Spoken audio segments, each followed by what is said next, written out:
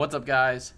I'm back from a 1 week break. The UFC is back with UFC 319, Plessis versus Chimaev. I'm very excited about this card. I had a massive family emergency. It's why I was gone for a week.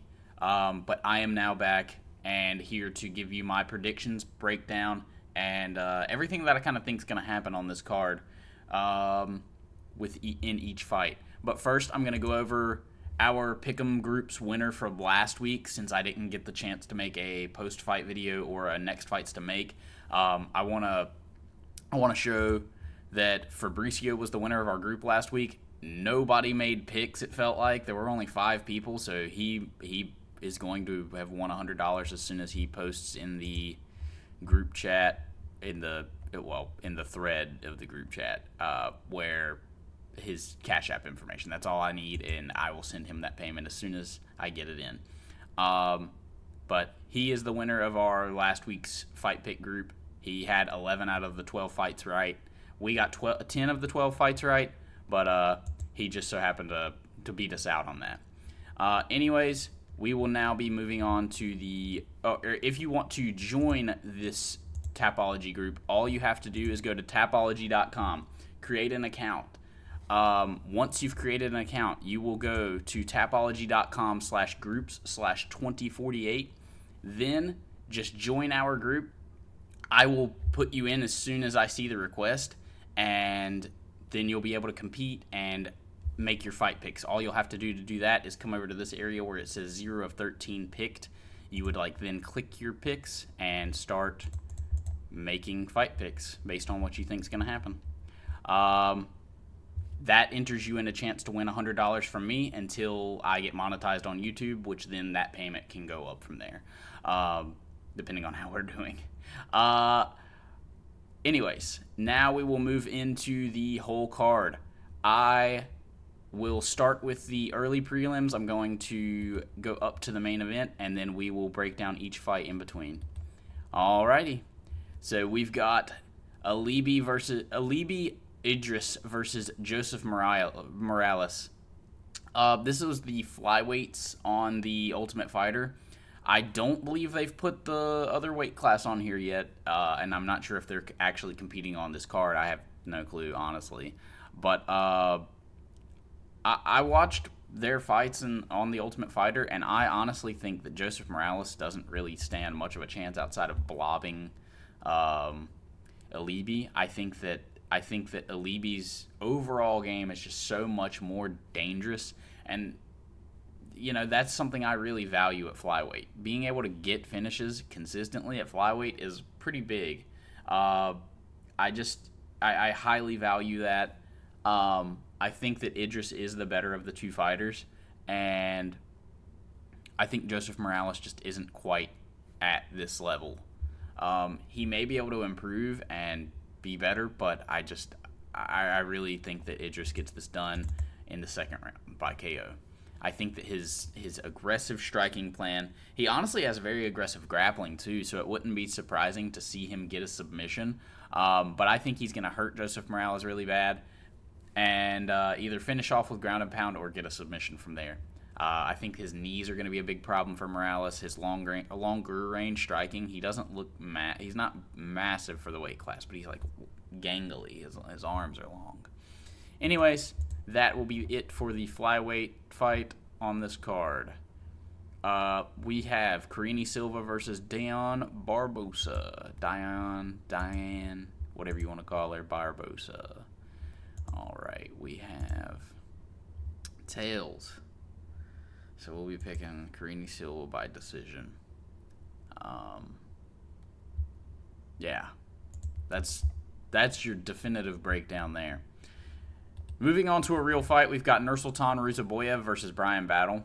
Nursultan Ruziboyev is a very solid fighter, but he's only beaten guys outside of Bruno Ferreira that aren't really here to be, they shouldn't be in the UFC.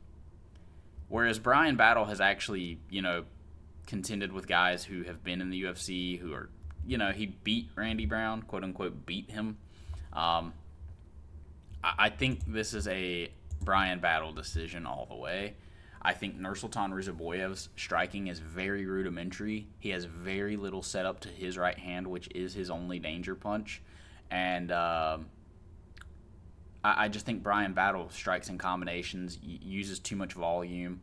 I think that Nursultan won't be able to get him to the ground very easily, and if he does, I just don't see his ground game being that great. But yeah, I've got Brian Battle winning this by volume. I think he's going to win a decision over Nursultan Ruzaboyev. I could see Ruzaboyev getting a big knockout. Brian Battle doesn't really move his head all that well. He eats shots, so I could very well see him getting knocked out. I like that he's shorter with a longer reach. That really benefits people typically in my eyes, especially in striking. But I will be picking Brian Battle by decision. Let's move on to Edson Barbosa versus Drakkar Klose. I think that people have this entirely wrong. I think Drakkar Klose should win this fight. Edson Barbosa is 40 years old at lightweight. I know that Drakkar Klose is 37. I get it. And he also has never beaten a high-level fighter. But Edson Barbosa is old. He just lost to Sadiq Youssef. He barely beat Sadiq Youssef, in a war, if I remember right. The only guys he's beaten are not in the UFC anymore in the past 5 fights. Those are the only guys he's beaten. I can't pick this man to win a fight in 2025 unless it were up against a real jobber, Anshul Jubli. I'm going to be picking Drakkar Klose to get a second round KO on Edson Barbosa. I think it'll either be a second round KO or a decision. I think Drakkar Klose's pressure is going to just be a little too much for Edson Barbosa. I'm actually going to switch it to round number 1 because I think he pressures pretty heavily early on, and I think that's going to be a massive problem for Barbosa. I don't see him, winning this fight. If he does, it's going to be that classic Barbosa where Drakkar Klose just can't close the distance because Barbosa's footwork's too good. He angles out on every little exchange. He'll cut out and just circle back to the middle and then start kicking from range. But that's the thing. Barbosa really wasn't kicking in his last fight either, and that's what worries me. Him not kicking. If he's not kicking and deterring Drakkar Klose from getting closer, and it only being Barbosa's hands, Drakkar Klose is going to hurt him bad, I think. I've got Klose winning by knockout in round number 1. I do think that should be a pretty good underdog pick, honestly. I think that's a way closer fight than what Tapology has it. Tapology has it 76% of people are picking Barbosa. That's just bias. People love Barbosa, and they don't want to see him lose to Drakkar Klose. I think Drakkar Klose wins this fight. Moving on to Alexander Hernandez versus Chase Hooper. Initially I wanted to pick Alexander Hernandez because this dude has one-punch power. He's a guy who's beaten Beneil Dariush, but you look at some of the losses he's taken to Damon Jackson. That maybe that black Damon Jackson is a Damon Jackson. And Bill Algeo. These are just 2 losses we can't have here. And he had a split decision with Austin Hubbard, and I thought he lost the Kurt Hollabaugh fight. Now, I picked him to win the fight and was happy when he got the decision, but I thought he had lost the fight. So this is, to me, 4 guys in a row who shouldn't be in the UFC that he's pretty much lost to. And he beat Jim Miller, who was, at the time, still 40 years old. I will be picking Chase Hooper. I think he's going to get the job done by decision. I think he's going to just be a little too much on the ground. Actually, you know what? I'm going to pick submission, round number 2. I think he's going to be a little too much on the ground for Alexander Hernandez. This definitely is not a 94% to 6% as well. This is kind of that same situation with Drakkar Klose and Edson Barbosa. I just don't think that people want to see Chase Hooper lose to Alexander Hernandez. And the fact that he could, it's way higher. Hernandez has a better chance, more than a 6% chance of one punch KOing Chase Hooper than, I don't know. It just doesn't make sense to me why this is so throw a little bit of money on the underdogs on this card, and you might come out on top. Like, you might actually do really well. Anyways, I've got Chase Hooper by round 2 submission. Oh, we're moving on to an awesome women's fight. Wonderful. Tails again, I see. We'll be going with Jessica Andrade by KO, because it's the only way she wins.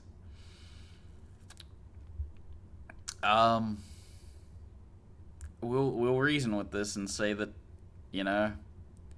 she's only lost to good fighters, and Lupi Gordinez is not a good fighter. There you go. In fact, yeah, we'll give her a round 2 knockout. Maybe Gordinez led. No, round 1. We're good. Everything's fine. Anyways, moving to the middleweight division, we have Gerald Meerschaert versus Mikhail Olisejczuk. Mikhail Olisejczuk trains with Fighting Nerds now. People are loving that. People are picking him a shitload for this fight, and reasonably so, because Gerald Meerschaert is 37 years old. Olisejczuk has the striking advantage, and Meerschaert definitely has the ground game advantage. I think, personally, that Mikhail Olisejczuk will land the bigger shots early on. It would not surprise me to see Gerald Meerschaert give him a lot of problems, because he did give RDR a lot of problems, but at the same time, RDR's striking is somehow worse than Meerschaert's, but he's so good on the ground and with his wacky, goofy style that he just gets to get to the top by marauding people with his goofy style. Anyways, I've got Mikhail Olisejczuk winning by round 1 knockout. I think that his time with the Fighting Nerds did help him improve a little bit. The win over Cedricus Dumas, doesn't mean anything in my opinion. This is a guy who shouldn't be in the UFC. Him losing to Shara Bullet and Michelle Pajeda are 2 losses I don't really love seeing, but Michelle Pajeda blitzed him and hurt him badly to the body, if I'm remembering right, first, and then submitted him. I don't think Gerald Meerschaert has that same kind of capability. I think that if anyone's getting blitzed, it will be Meerschaert. I think he will lose by round 1 knockout is what I've got. I have Mikhail Olisejczuk winning by round 1 knockout. Moving on to Bobby Green versus Carlos Diego Ferreira. I will be picking Carlos Diego Ferreira, I think. The footwork of Bobby Green's good, but his head movement, defensive capabilities outside of his footwork, and his footwork's not even really good, it's just good. His head movement and actually putting his hands up and guarding properly, it's just not it. And Diego Ferreira has actual solid power. I mean, he knocked out Mateus Rebecki. That should say it. Or Run Betsky, however you want to say it. I've got Diego Ferreira by KOing Bobby Green into the Shadow Realm. I think Bobby Green's going to be feeling himself like he always is. And then he's going to wake up with Herb Dean, and he's just going to be looking like, damn, Herb, what went wrong?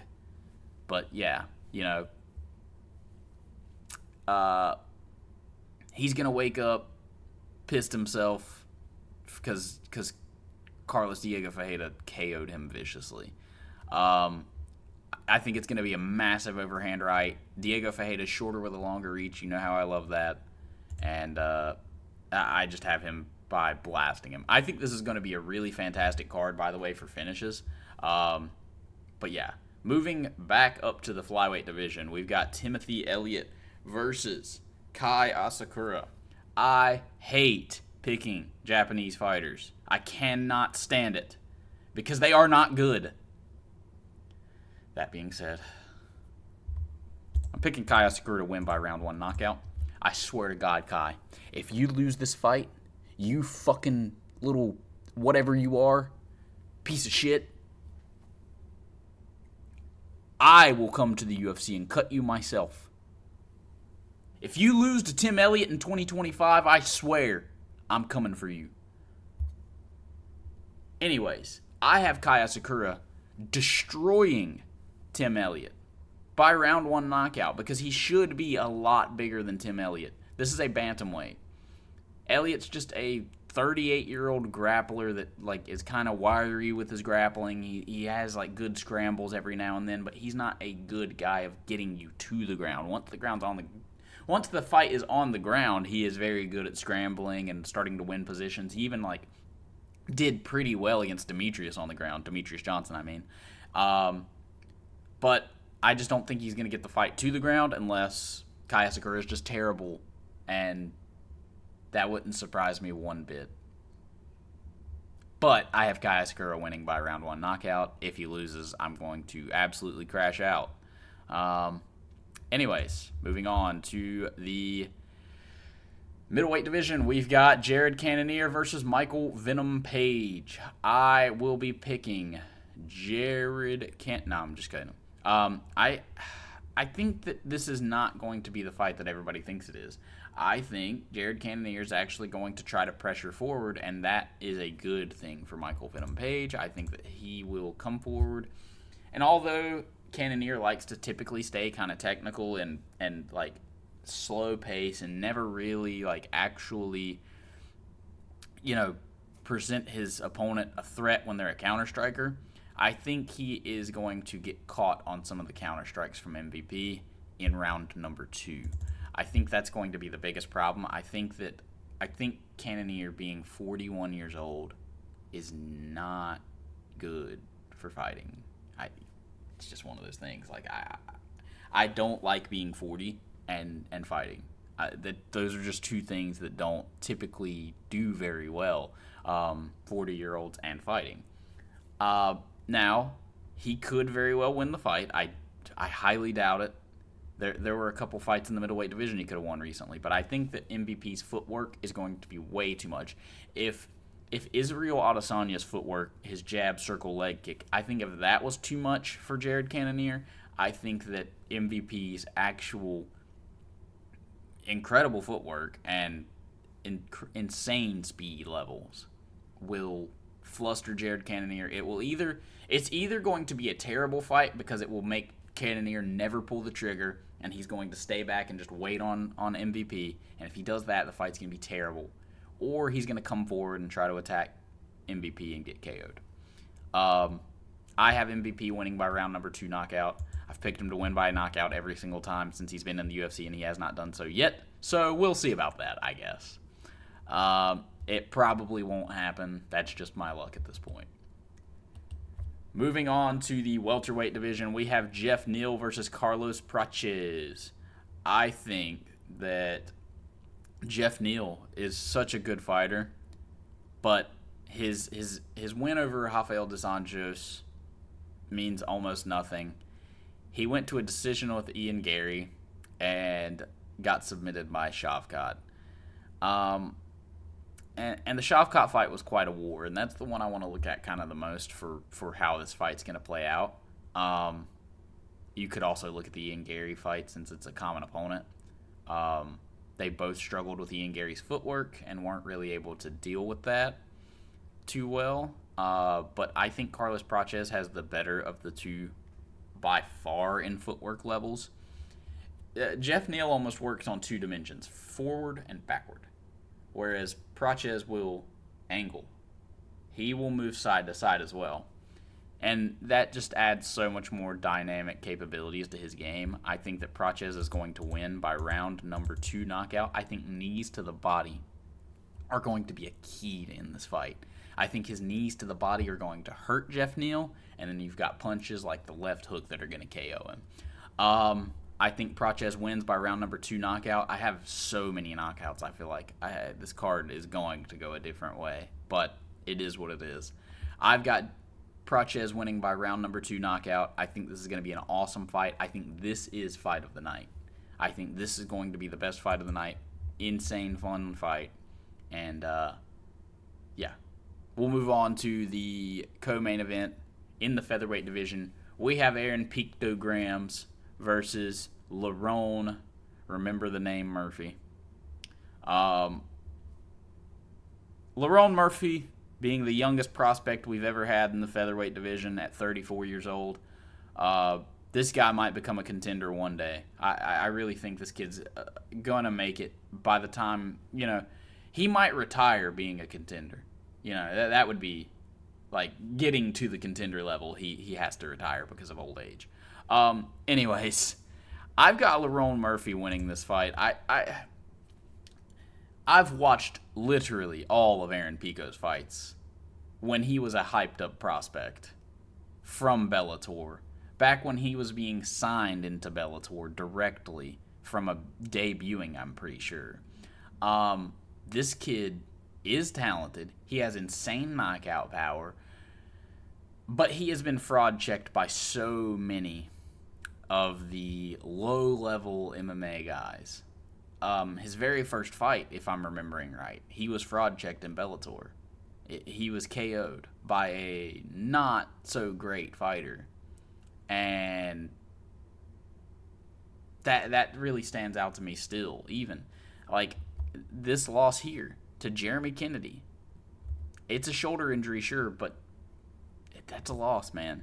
Like, you have to look at these. And you didn't go redo it and get the win? I don't know. I've got Lerone Murphy winning. I almost want to pick knockout, but it's Lerone Murphy. Like, this is the one I'm going to be wrong about on that. He's going to knock out Aaron Pico, probably. Pico only gets finished. Just heads up. But I think that the skill sets of Pico just don't allow him to really succeed too much against Lerone Murphy's skill set. Lerone's a great footwork, jab, poke at range kind of guy if he needs to be, and I think Pico just falls victim to that pretty easily, honestly. He's he's not very small for the weight class, but I think he's going to be a good bit smaller than Lerone Murphy, and I think it's going to be kind of surprising. I've got Lerone Murphy winning by decision. It's not that I don't trust Bellator guys. I sadly pick them almost every time they come over to the UFC, but I've been wrong a lot now. I'm going to be picking Lerone Murphy to win this by decision. I think that he's going to be able to easily outpoint Aaron Pico. I think that it'll minimum be 29-28.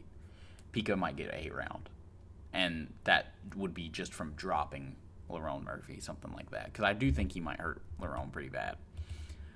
Moving on to the main event of the evening, I have been thinking about this literally all day, since I woke up, while showering, while making this video, up until this fight. I have been thinking about this fight because this is the fight I've been most amped about this entire year for high-level MMA, because I think that this is one of the closer fights to have to call. I don't know how this fight's going to go, and I love that kind of feeling. Like, I love feeling like I don't know what's going to happen.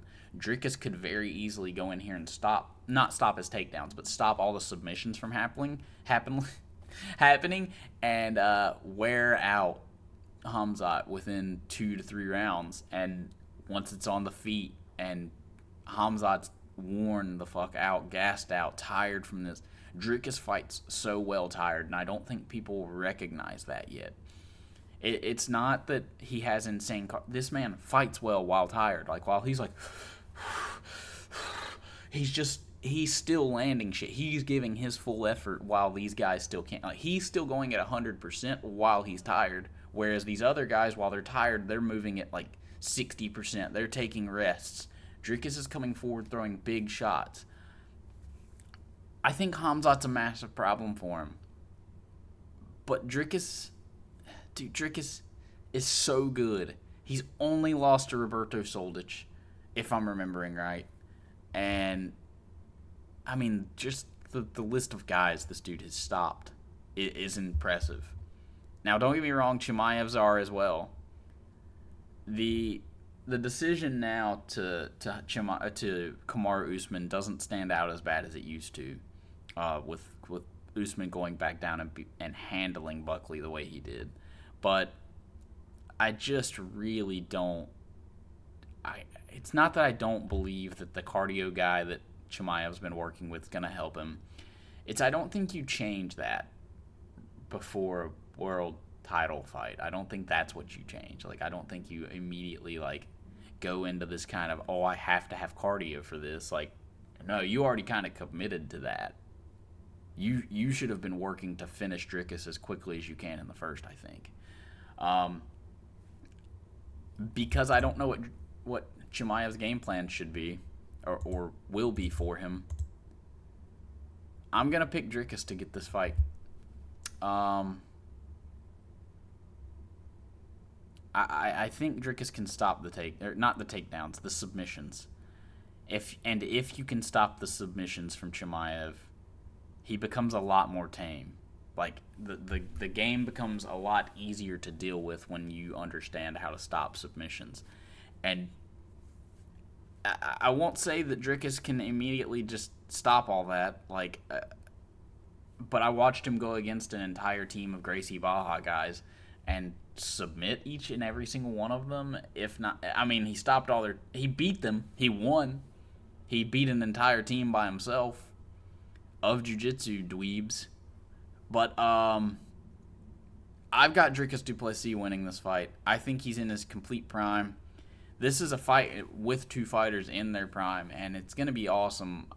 But this is genuinely just so hard to call. I really don't know. I've got Chimaev losing, and this, I think, is the first time I have that, which, I don't know, feels weird. He's the favorite. It's crazy to me that Dricus is the underdog in this fight. But I've been sitting here flipping back and forth the entire time. Like, I'm more like how Tapology is. I'm 50-50 on this fight. I can't tell you, like, there's a solid, specific guy who's going to win, it feels like.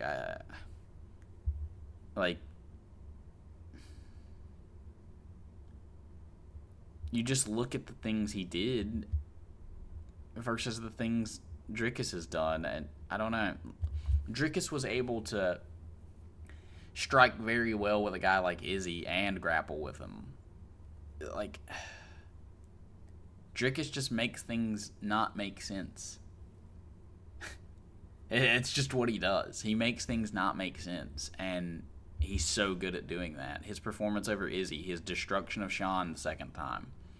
Now, I think Chimaev would have destroyed Sean Strickland in that case, but I don't know. I've got Dricus du Plessis winning by round 3 knockout. I will now go back over my fight picks from top to bottom, and yeah. So I've got Dricus du Plessis winning by round number 3 KO. We didn't open everybody back up.